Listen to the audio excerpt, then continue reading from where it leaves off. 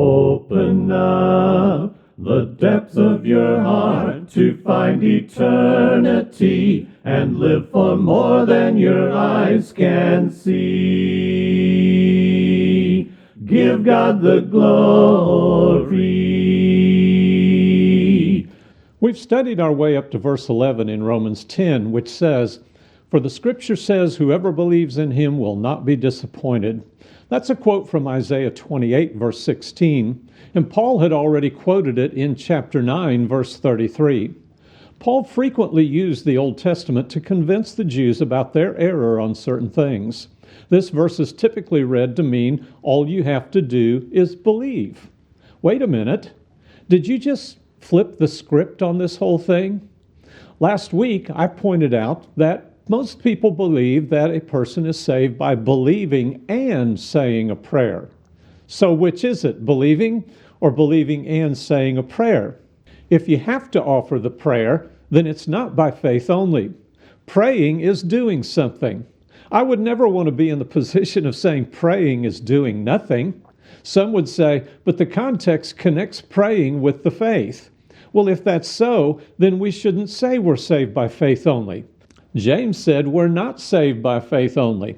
I don't know anyone who teaches we aren't saved by faith. Faith is essential. Without it, nothing else we ever did would be worth mentioning.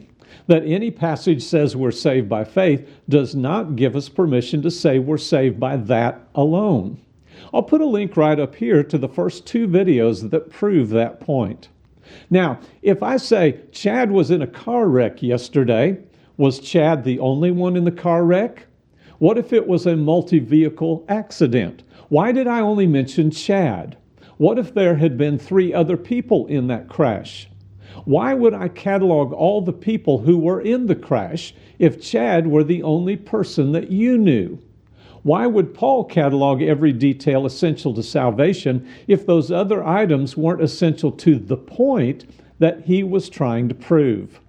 As we've already discussed, Paul is not telling sinners what they need to do to get into Christ.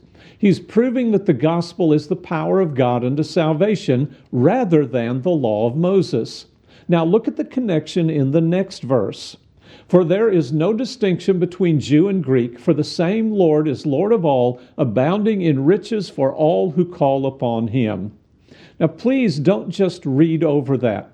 Paul is stringing together a bunch of explanatory statements to make his case. In verse 10, for with the heart. Verse 11, for Scripture says. Verse 12, for there is no distinction, and for he is the same Lord of all. Verse 13, for whoever will call.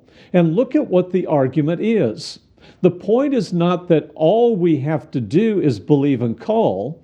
The point is whoever believes and whoever calls. This isn't just the Jew. This is whoever does so. This isn't all you got to do is call. This is anyone can call. So now we need to make sure we understand what calling on the name of the Lord actually means. We tend to assume that calling refers to a vocalization where one calls out to God, and we conclude that it's a prayer.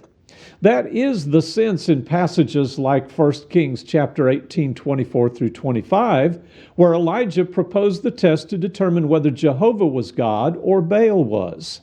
It was also what Naaman thought Elisha would do when he came to be healed of his leprosy. However, that is simply a literal reference to calling out with the voice.